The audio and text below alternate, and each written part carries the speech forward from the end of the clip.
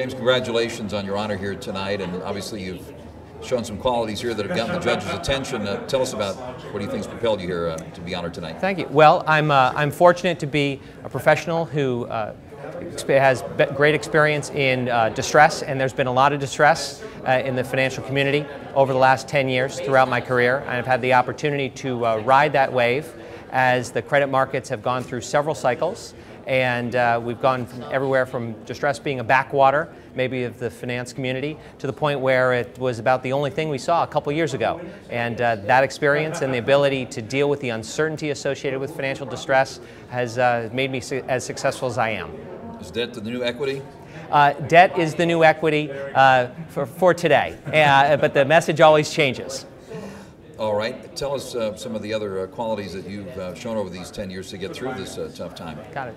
Well, the real challenge with being a restructuring financial advisor is the ability to assist a management team in encountering a whole new experience associated with financial distress, new players, new financial products, and even new situations inside their own operating companies that they've never experienced before. So it's sometimes it's part rabbi, part priest, and part banker at the same time. And handling that personal interaction is almost as important as being able to get the numbers right.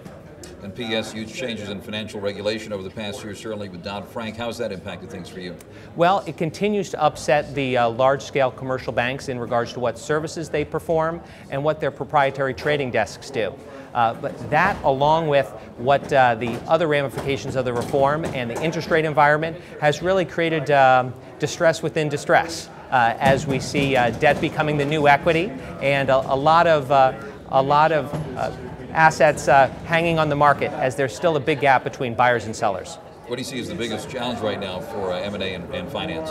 Biggest challenge for M&A and finance is really the gap that's developing inside our economy with companies of different capital sizes, and what the implications for the U.S. economy and the amount of growth. At the large scale cap, you're able to see refinancings take place, you're able to see M&A take place, but where real growth takes place in this country, at a smaller scale, we're not seeing the extension of credit, we're not seeing growth, and at this point we've really lost our ability to get capital to those small businesses. And getting deals done at that small environment still incredibly difficult, and there's nothing near on the near-term horizon that's going to change that. That's going to make it challenging for the financial community, for the M&A community, and for the American economy. Is the financial crisis over in your view?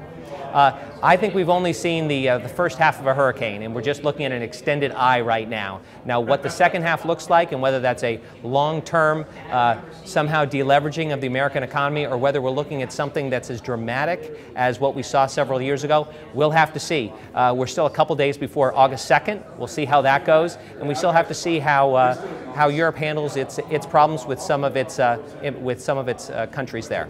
All right. In the meantime, let's have a hurricane party. Again, our congratulations, and thanks for sharing your insights. Thank you very much. It's a pleasure to answer your questions. Thank you very, very much. Thank you.